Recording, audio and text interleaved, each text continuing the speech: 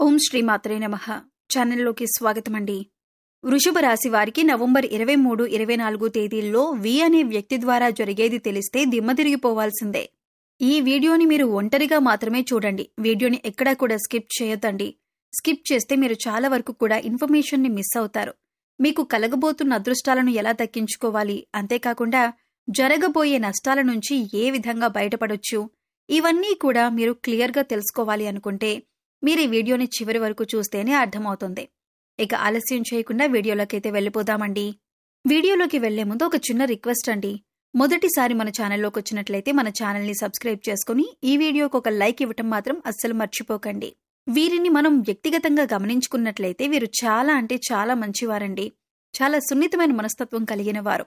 ఎదుటివారికి ఏ రోజు కూడా వీరి వల్ల కనీసం ఆవగించంత నష్టం కూడా జరగదన్నమాట.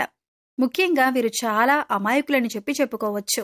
ఇక వీరికి ముఖ్యంగా ఇటు ఆడవాళ్లలో చూసుకున్నా కానీ మగవాళ్లలో చూసుకున్నా కానీ తోబుట్టువులు ఎంత మంచిగా ఉంటారో, తోబుట్టువులకు దొరికిన పార్ట్నర్ల వల్ల వీరు చాలా రకాలైన సమస్యలను అనుభవిస్తారు. ఇక్కడ మీకు అర్థమైందనుకుంటా. తోబుట్టువులకి దొరికిన పార్ట్నర్ వల్ల అంటే ఇప్పుడు ఆడవాళ్ళు ఉన్నారనుకోండి, తోబుట్టువులు వారి యొక్క భర్తల వల్ల, లేదంటే కనుక మగవాళ్ళు ఉన్నారనుకోండి, తోబుట్టువులు వారి యొక్క భార్యల వల్ల మానసికంగా ఇబ్బంది పడతారు. అంటే గతంలో వివాహం కాకముందు వీరికి సహాయం చేసిన వాళ్ళు కూడా వివాహమైన తర్వాత మేమెందుకు చెయ్యాలి, మాకేం అవసరం అని చెప్పి అలా వారి యొక్క తోబుట్టువులు వీరి దగ్గరికి వచ్చి చేయటానికి సిద్ధపడుతున్నా కానీ వారు వెనక్కి లాగేసేయటం. ముఖ్యంగా పురుషులు భార్యలు చెప్పిన మాట వింటారు కదండి, అలా వెనక్కి లాగేస్తారనమాట. ఏ మాట కూడా వీరిని వినకుండా చేయటం. వారికి ఏదైనా చిన్న కష్టం వచ్చినా, చిన్న ఆపద వచ్చినా గతంలో తోబుట్టువులకు చెప్పుకొని కాస్తంత సేద తీరేవాళ్ళు. కానీ ఇప్పుడు ప్రస్తుతం వారికి ఆ అవకాశాన్ని లేకుండా చేసేస్తారన్నమాట. ముఖ్యంగా ఈ యొక్క తోబుట్టువులకు దొరికిన భార్యలలో వి అనే అక్షరం ద్వారా ఉన్న వ్యక్తి మాత్రం చాలా వరకు మీరు నష్టపోయారు. ఈ ఒక్క వి అనే అక్షరం ఉన్న వ్యక్తి మీ తోబుట్టు భార్య అయినా కావచ్చు, లేదంటే వీరి యొక్క బంధువుల్లో ఒకరైనా కావచ్చు, లేదంటే కనుక వీరి యొక్క స్నేహితుల్లో ఒకరైనా కావచ్చు. ఈ యొక్క వి అనే అక్షరం ఉన్న వ్యక్తి వీరి యొక్క మంచితనాన్ని, వీరి యొక్క అమాయకత్వాన్ని అలుసుగా తీసుకొని వీరిని ఎప్పుడూ కూడా వెతుకుతూ ఉండటం, ఏదో ఒక నింద వీరి మీద మోపుతూ ఉండటం, వీరి యొక్క అదృష్టాన్ని అంటే వీరికి భగవంతుడు కాస్త అదృష్టం తక్కువ ఇచ్చారండి. ఇటు భర్త వైపు సపోర్ట్ లేక, లేదంటే ఇటు భార్య సరిగ్గా ఉండక, మగవారికి ఇటు సరిగ్గా ఆ వెనకాల ఆస్తిపాస్తులు లేక కాస్త కృంగిపోయి ఉన్న మనుషులు కదా, వీరికి ఏదో ఒక రకంగా టార్చర్కి గురి చేయటం. ఈ రాశివారు ఏదన్నా ఒక మాట అందామంటే వీరికి సపోర్ట్గా వెనకాల ఎవరు ఉండకపోవటం వల్ల అది కూడా అలసుగా తీసుకొని 1కి 4 మాటలనే ప్రయత్నం చేయటం, తక్కువ గౌరవాన్ని ఇవ్వటం, ఎక్కువగా అవమానించటం.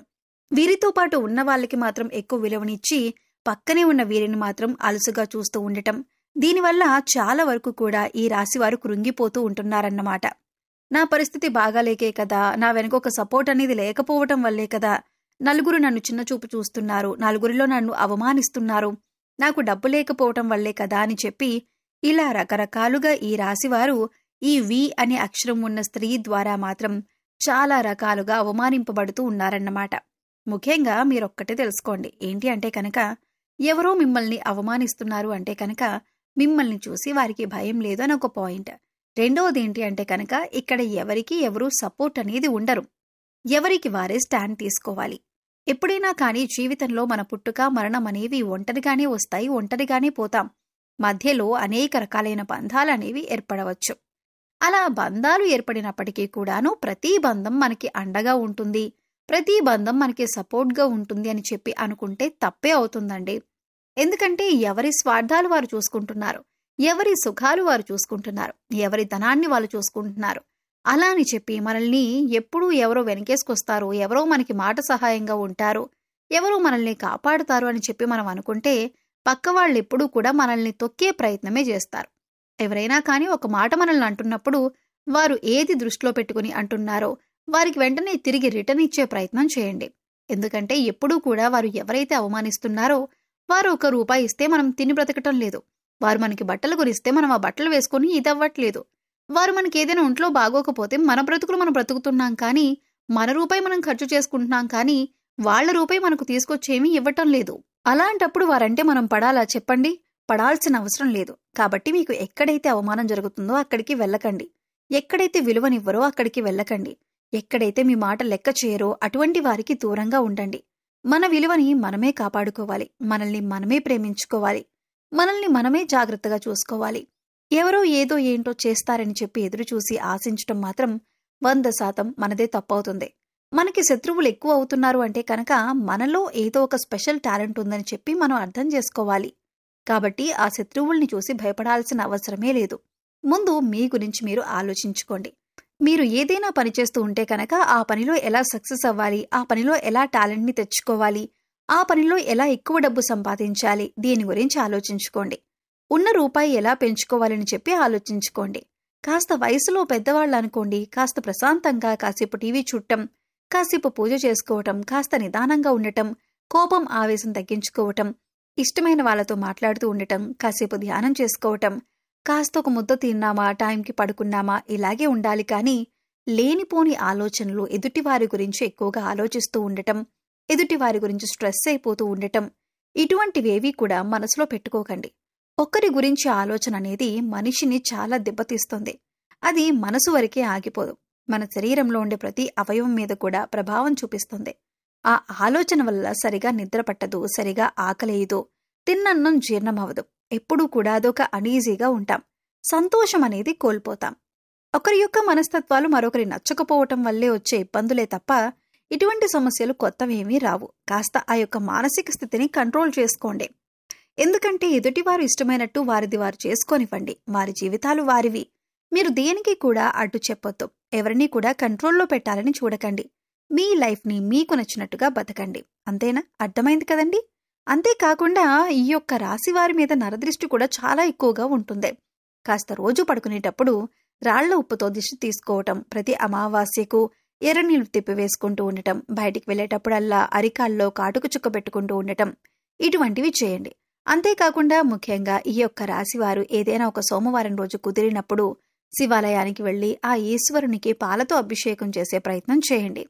ఈ విధంగా పాలతో అభిషేకం చేయటం వల్ల మీకున్నటువంటి దోషాలు, గ్రహ దోషాలు, జాతక దోషాలు, మీ యొక్క పుట్టుకతో వచ్చిన దోషాలు అన్నీ కూడా తుడిచిపెట్టుకుపోతాయన్నమాట.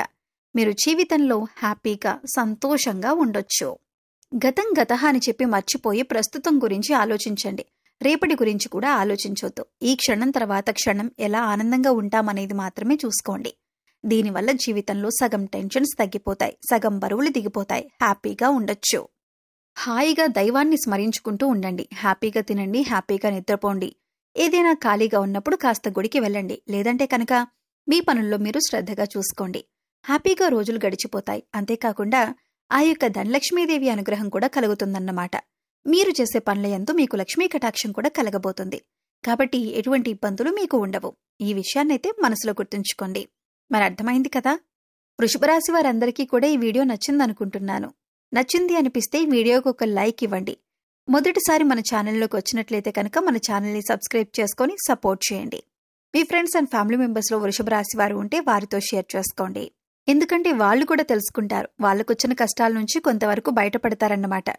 మరి రేపు మరొక మంచి వీడియోతోటి మళ్ళీ కలుసుకుందాం. అంతవరకు కూడా పరమేశ్వరుని ఆశీస్సులు మీ మీద, మీ కుటుంబ సభ్యుల మీద ఎల్లకాలం ఉండాలని చెప్పి మనస్ఫూర్తిగా కోరుకుంటూ సర్వేజన సుఖినో భవంతు. నమస్కారమండి.